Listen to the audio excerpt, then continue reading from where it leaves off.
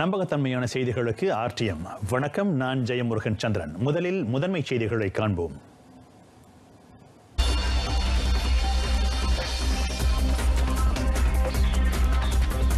அரசாங்க ஊழியர்கள் வீட்டிலிருந்து வேலை செய்யும் அனுமதி நாடு முழுவதும் விரிவுபடுத்தப்படுகிறது.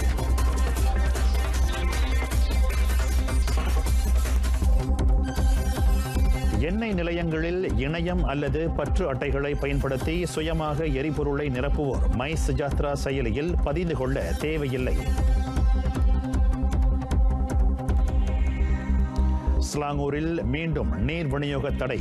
1279 பகுதிகள் பாதிக்கப்பட்டுள்ளன.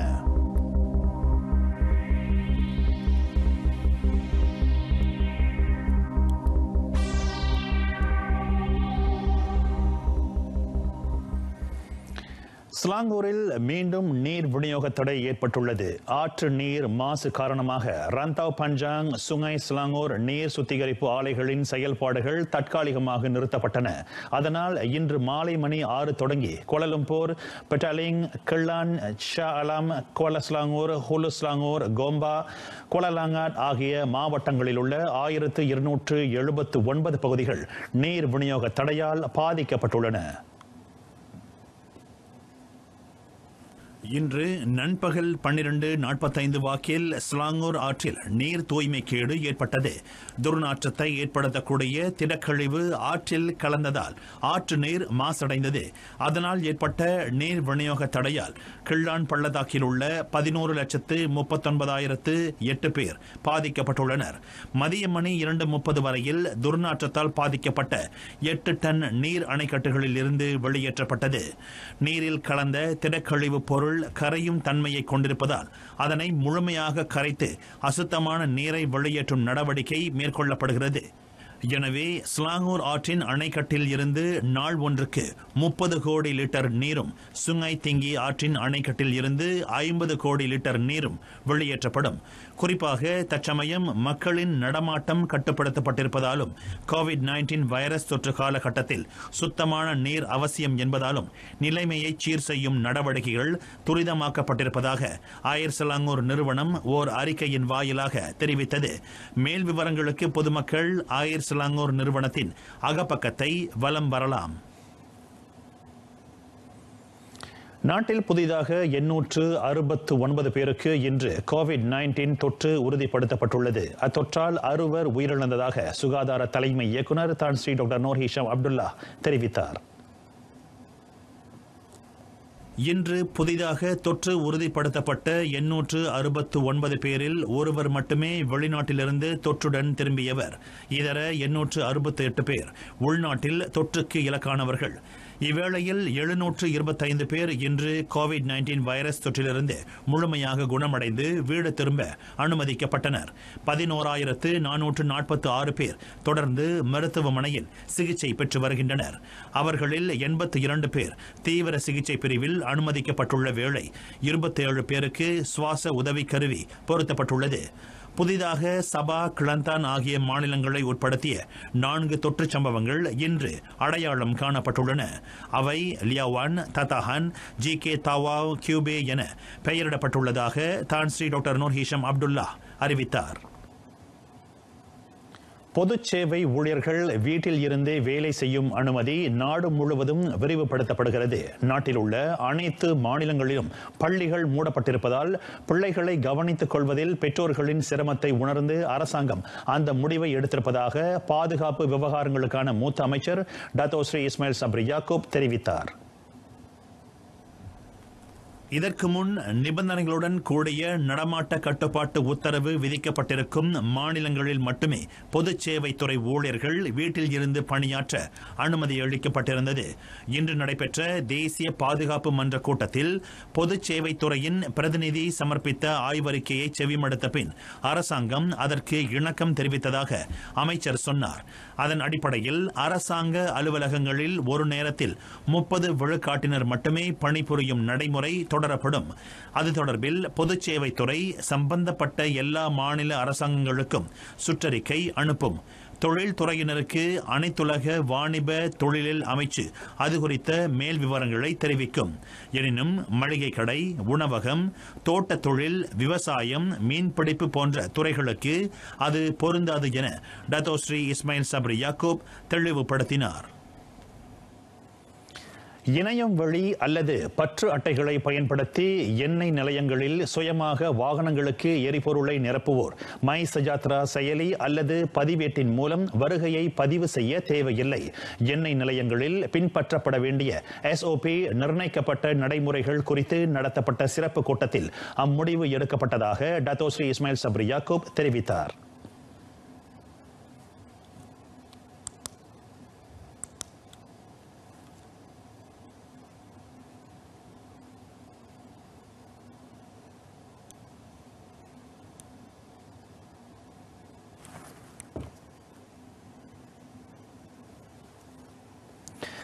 இதற்கு முன் நிபந்தனைகளுடன் கூடிய நடமாட்ட கட்டுப்பாட்டு உத்தரவு விதிக்கப்பட்டிருக்கும் மாநிலங்களில் மட்டுமே பொதுச் சேவைத்துறை ஊழியர்கள் வீட்டில் இருந்து பணியாற்ற அனுமதி அளிக்கப்பட்டிருந்தது. இன்று நடைபெற்ற தேசிய பாதுகாப்பு மன்ற கூட்டத்தில் பொதுச் சேவைத்துறையின் பிரதிநிதி சமர்ப்பித்த ஆய்வறிக்கையை செவிமடுத்த பின் அரசாங்கம் அதற்கு இணக்கம் தெரிவித்ததாக அமைச்சர் சொன்னார். அதன் அடிப்படையில் அரசாங்க அலுவலகங்களில் ஒரு நேரத்தில் 30 விழுக்காட்டினர் மட்டுமே பணிபுரியும் நடைமுறை தொடரப்படும்.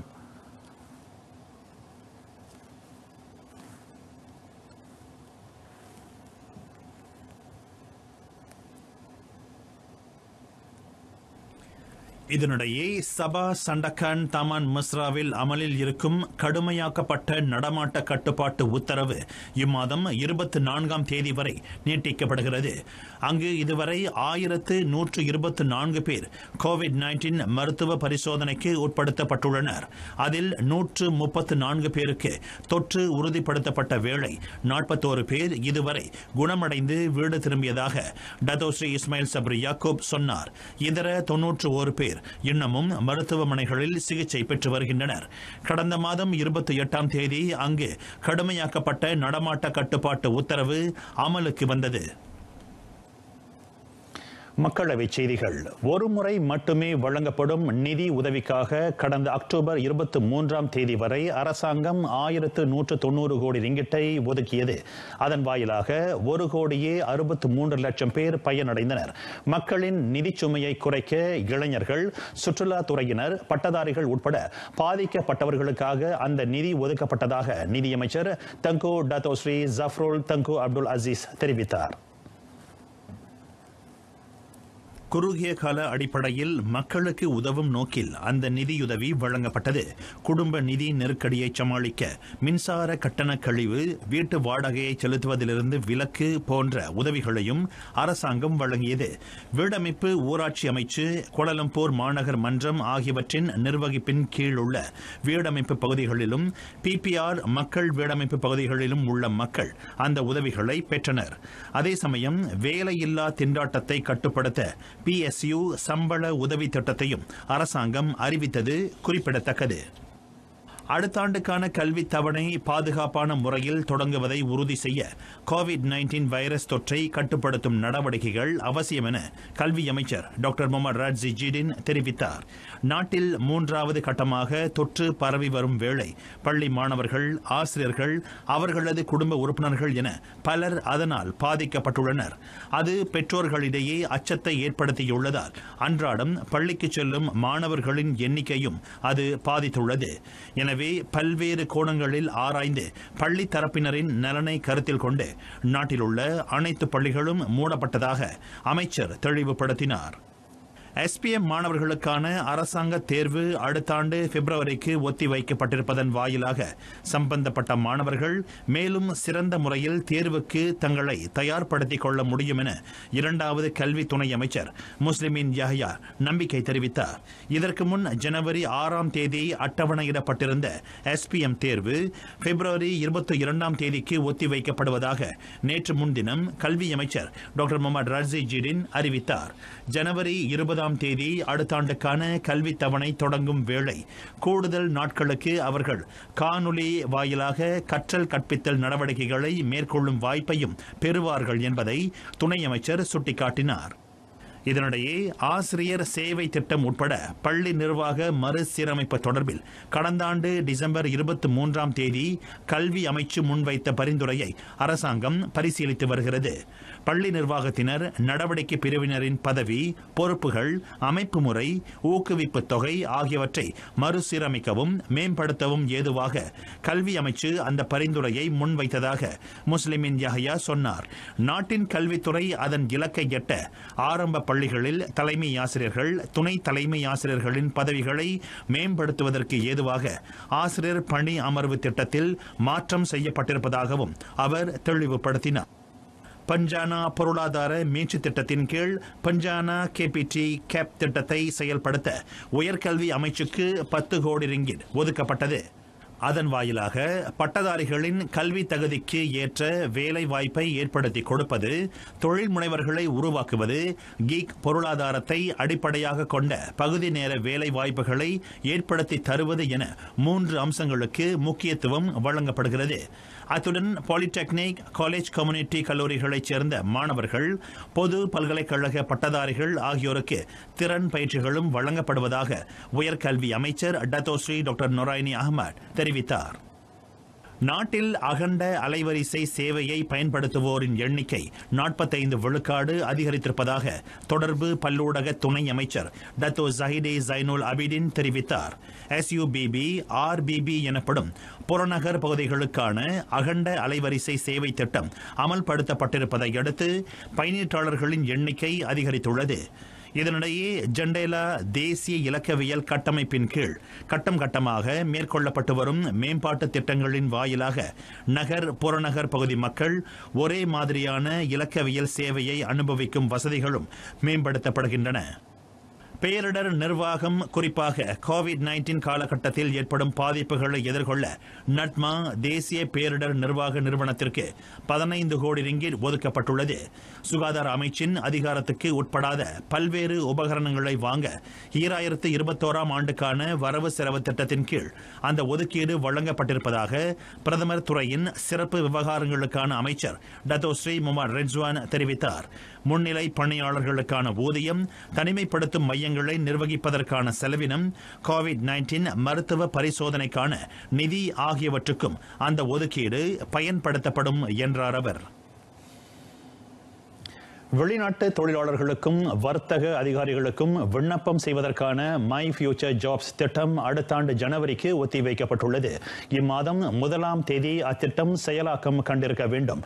எனினும் முதலாளிமார்கள் அதற்கான சில நிபந்தனைகளை கடைபிடிக்க வேண்டியிருப்பதால் அது ஒத்திவைக்கப்பட்டதாக மனிதவள அமைச்சர் டத்தோஸ்ரீ சரவணன் தெரிவித்தார். மை ஃபியூச்சர் ஜாப்ஸ் அகப்பக்கத்தில் முதலாளிமார்கள் வேலைக்கான காலி இடங்களை விளம்பரப்படுத்த வேண்டிய அவசியம் இருப்பதால் அம்முடிவு எடுக்கப்பட்டுள்ளதாக டத்தோஸ்ரீ சரவணன் கூறினார். அதோடு வெளிநாட்டு தொழிலாளர்களையும் வர்த்தக அதிகாரிகளையும் முதலாளிமார்கள் நேர்காணல் செய்ய வேண்டும். மை ஃபியூச்சர் ஜாப்ஸ் திட்டத்திற்கான அறிவிப்பு வெளியிடப்பட்டதிலிருந்து வேலை குறித்து விளம்பரப்படுத்துவது, நேர்காணல் செய்வது போன்றவற்றிற்கு விலக்கு அளிக்க வேண்டும் என முதலாளிமார்களிடமிருந்து பல்வேறு கருத்துக்களை அமைச்சு பெற்றது.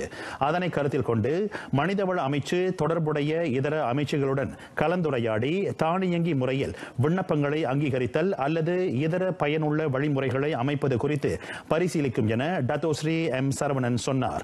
இதற்கு முன் மை ஃபியூச்சர் ஜாப்ஸ் திட்டம் அறிமுகப்படுத்தப்பட்ட போது முதலாளிமார்கள் வேலையில் காலியிடம் இருந்தால் அதனை கட்டாயமாக அந்த அகப்பக்கத்தில் விளம்பரப்படுத்த வேண்டும் என குறிப்பிடப்பட்டிருந்தது. அதோடு உள்ளூர் தொழிலாளர்களுக்கு முன்னுரிமை அளிக்கும் வகையில் இத்திட்டம் உருவாக்கப்பட்டுள்ளது.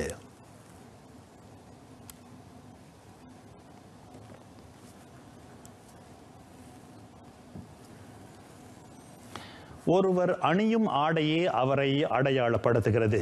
பண்டிகை காலங்களில் பாரம்பரிய ஆடைகளை உடுத்தும் கலாச்சாரம் தற்போது நம்மிடையே அதிகரித்துள்ளது. பாரம்பரிய ஆடைகளை அணிவதன் வழி நமது அடையாளம் இன்றளவும் காக்கப்படுகிறது. அது குறித்த சிறப்பு கண்ணோட்டத்துடன் நமது செய்தியாளர் கனகதுர்கா ஆறுமுகம்.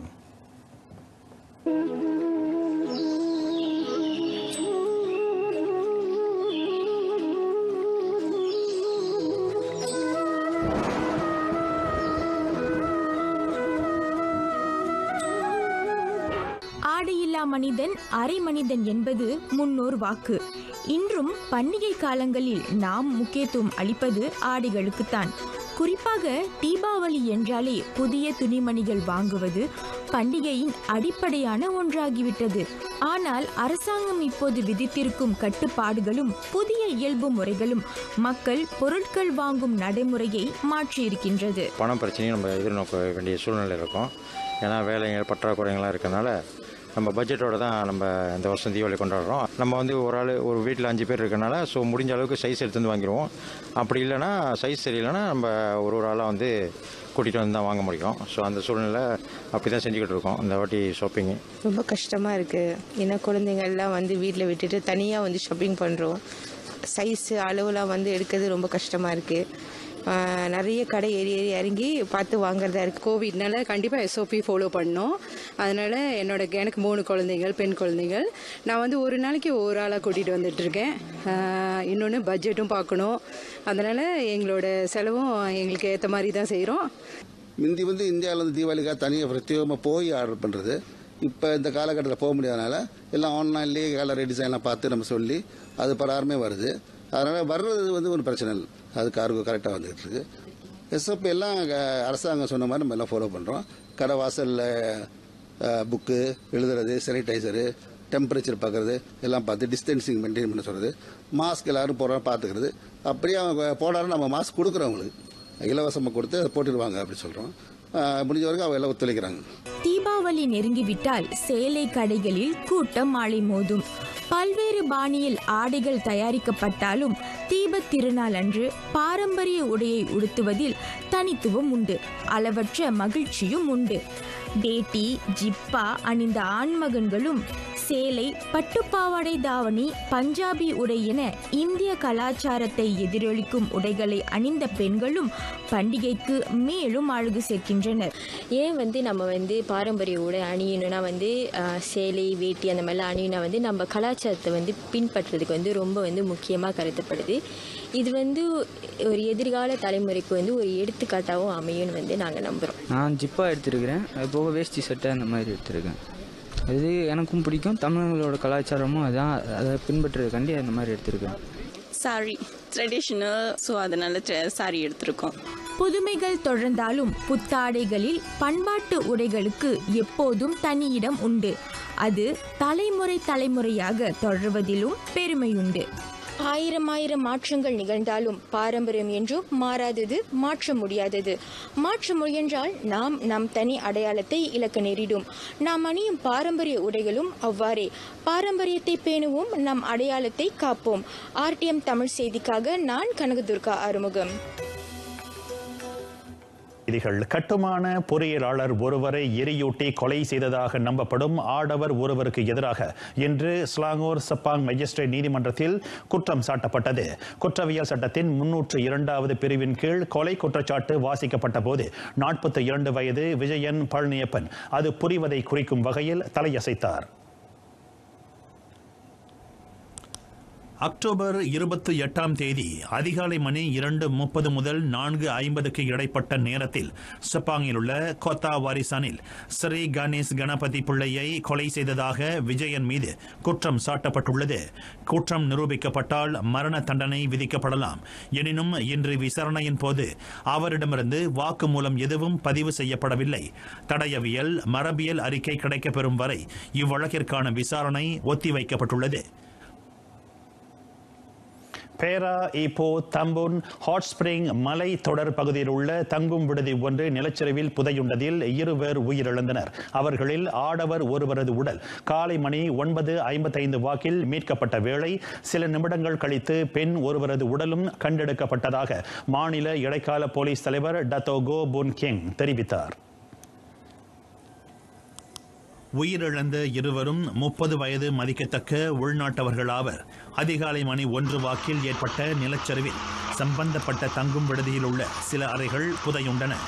சம்பவத்தை நேரில் கண்ட தங்கும் விடுதி பணியாளர் ஒருவர் அங்கு தங்கியிருந்தவர்களை உடனடியாக அறைகளை விட்டு வெளியேறுமாறு பணித்துள்ளார். எனினும் உயிரிழந்த இருவரும் அறையிலிருந்து வெளியேற முடியாமல் சிக்கி உயிரிழந்திருக்கலாம் என நம்பப்படுவதாக டத்தோ கோ புன் கெங் சொன்னார். அருகிலுள்ள மலைத்தொடர் பகுதியில் ஏற்பட்ட நிலச்சரிவே தங்கும் விடுதி புதையுண்டதற்கான காரணமாக இருக்கலாம் என்பது தொடக்க கட்ட விசாரணையில் தெரிய வந்துள்ளதாக அவர் குறிப்பிட்டார்.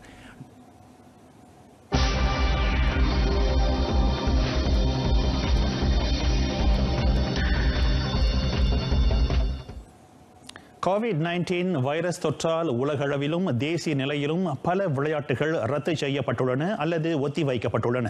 அதனால் விளையாட்டு வீரர்கள் பலர் வருமானம் இழந்து தவிக்கும் நிலை ஏற்பட்டுள்ளது. குறிப்பாக இந்தோனேஷிய கால்பந்து விளையாட்டாளர்கள் பலர் அங்காடி கடைகளில் உணவு விற்பது, பாதுகாவலராக பணிபுரிவது என மிக மோசமான நிலையில் வருமானம் ஈட்டும் நிலைக்கு தள்ளப்பட்டுள்ளனர். உலக அளவில் பல கால்பந்து போட்டிகள் மீண்டும் நடைபெற தொடங்கியுள்ள போதிலும் அவை காலி அரங்கில் நடத்தப்படுகின்றன. அதனால் அதன் வாயிலாக ஈட்டப்படும் வருமானம் பெருமளவு குறைந்துள்ளது. குறிப்பாக தென்கிழக்காசிய நாடுகளில் அதிகரித்து வரும் தொற்றுச் சம்பவங்களால் இந்தோனேஷிய லீக் போட்டிகள் அடுத்த ஆண்டு ஜனவரி மாதம் வரையில் ஒத்திவைக்கப்பட்டுள்ளன. அதனால் 75 விழுக்காடு வரை வருமானத்தை இழந்த அந்நாட்டு கால்பந்தாட்டக்காரர்களும் அதிகாரிகளும் அண்டை நாடுகளைப் போல கடுமையாக்கப்பட்ட விதிமுறைகளுடன் போட்டிகளை ஏற்பாடு செய்யும் கோரிக்கையை அரசாங்கத்திடம் முன்வைத்தனர். அதற்கான முடிவை இன்னும் அரசாங்கம் அறிவிக்காத நிலையில் ஆயிரக்கணக்கான ரசிகர்கள் முன்னிலையில் அபார ஆட்டத்தை வெளிப்படுத்தி வந்த PSS ஸ்லெமான் அணியின் தலைவர் பாகோஸ் நிர்வான்டோ அங்காடி கடையில் உணவு விற்பனை செய்து வருகிறார். தொடர் பயிற்சிகளில் படாததால் விளையாட்டாளர்கள் போட்டிகளில் களமிறங்குவதற்கான ஆயத்த நிலையில் இல்லை. போட்டிகளை தற்காலிகமாக ஒத்தி வைத்திருப்பது குறித்து விளையாட்டாளர்கள் பலர் தங்கள் கவலையை வெளிப்படுத்தி வருகின்றனர். நாளை பிற்பகல் மணி 1:30க்கு மை ஃப்ரீவியூ அலைவரிசை 123 தமிழ் செய்தியை கொண்டு வருகிறோம். மீண்டும் சந்திப்போம்.